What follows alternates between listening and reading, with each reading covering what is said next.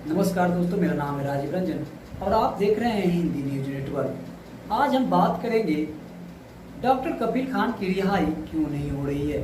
3 साल पहले गोरखपुर में बीआरडी मेडिकल कॉलेज में ऑक्सीजन की कमी से बच्चों की मौत के मामले से चर्चा में आए डॉक्टर कफील खान कथित तौर पर भड़काऊ भाषण देने के मामले में पिछले 6 महीने से जेल में बंद हैं।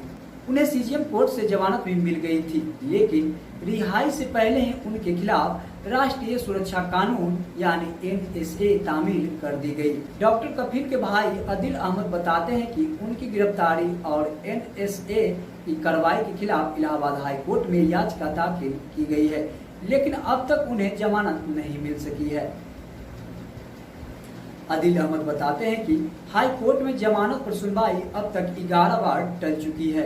इलाहाबाद हाई कोर्ट में डॉक्टर कफील की जमानत अब 27 जुलाई को होगी। पिछले साल दिसंबर महीने में नागरिकता संशोधन कानून यानी सीएए के खिलाफ डॉक्टर कफील खान ने अलीगढ़ मुस्लिम विश्वविद्यालय में कथित तौर पर भड़काऊ भाषण दिया था। इस मामले में कफील के खिलाफ अलीगढ़ के सिविल लाइन थाने में केस दर्ज किया गया था।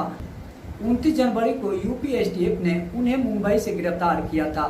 मथुरा जेल में बंद डॉक्टर कफील को 10 फरवरी को जमानत मिल गई, लेकिन 3 दिन तक जेल से उनकी रिहाई नहीं हो सकी और इस दौरान अलीगढ़ जिला प्रशासन ने उन पर राष्ट्रीय सुरक्षा कानून लगा दिया। यूपी एसटीएफ डॉक्टर कफील को अब तक 2 बार गिरफ्तार कर चुकी है।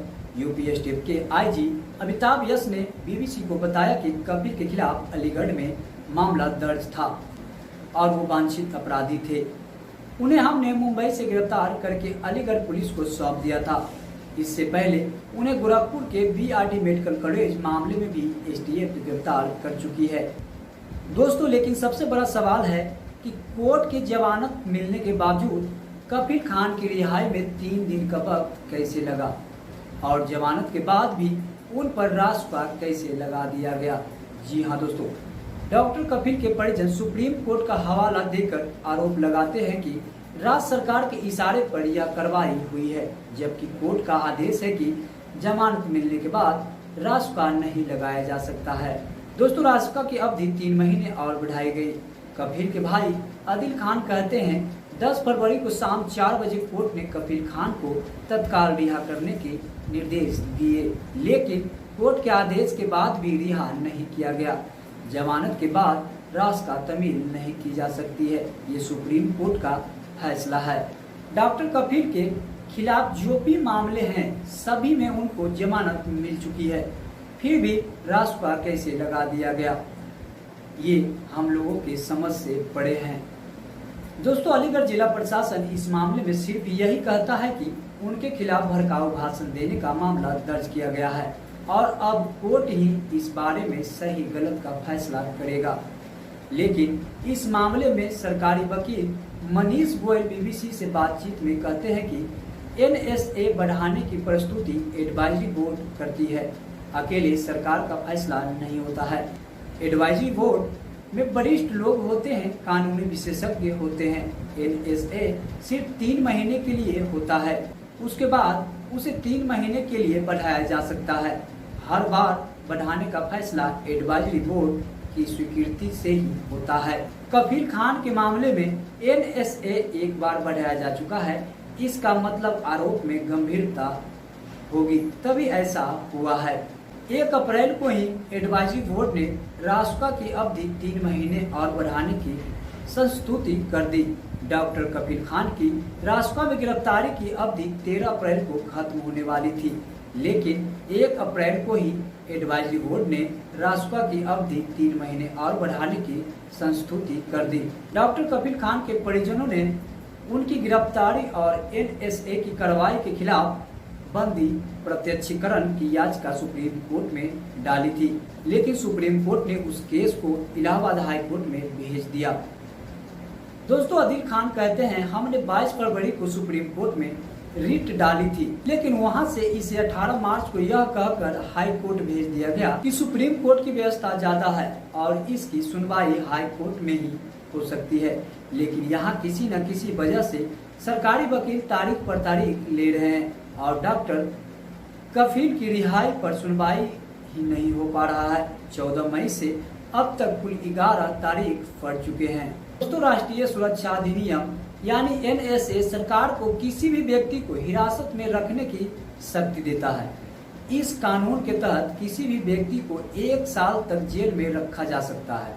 जी हाँ दोस्तों, हालांकि 3 महीने से ज्यादा समय जेल में रखने के लिए सलाहकार बोर्ड की मंजूरी लेनी पड़ती है। रासुका उस स्थिति में लगाई जाती है जब किसी व्यक्ति से राष्ट्र की सुरक्षा को खतरा हो या फिर कानून व्यवस्था बिगड़ने की आशंका हो। दोस्तों, जेल में बंद रहने के दौरान डॉक्टर कपिल ने एक पत्र लिखा था जिसमें उन्होंने जेल के भीतर कथित तौर पर अमानवीय स्थितियों का जिक्र किया था। डॉक्टर कपिल का यह पत्र सोशल मीडिया में भी वायरल हुआ था। पत्र में डॉक्टर कपिल ने लिखा था कि 150 कैदियों के बीच में सिर्फ एक शौचालय है जहां समान स्थितियों में कोई अंदर भी नहीं जा सकता है। उन्होंने जेल में खान पान जैसी व्यवस्था और सोशल डिस्टेंसिंग की कथित तौर पर उड़ रही धज्जियों का भी जिक्र किया था। दोस्तों, वही आदिल खान कहते हैं, समझ में नहीं आता कि लॉकडाउन के दौरान और कोरोना के इस दौर में फिर किस तरह से शांति और सांप्रदायिक सौहार्द बिगाड़ सकते हैं। उन्हें सिर्फ राजनीतिक कारणों के चलते निशाने पर लिया गया है। दोस्तों, कपिल को कार्डियक संबंधित दिखते हैं, लेकिन कई बार निवेदन के बावजूद उन्हें सही इलाज नहीं दिया जा रहा है। डॉक्टर कपिल की रिहाई के लिए पिछले दिनों सोशल मीडिया पर भी अभियान चलाया गया था और महज कुछ घंटों में 1 लाख से ज्यादा ट्वीट किए गए थे।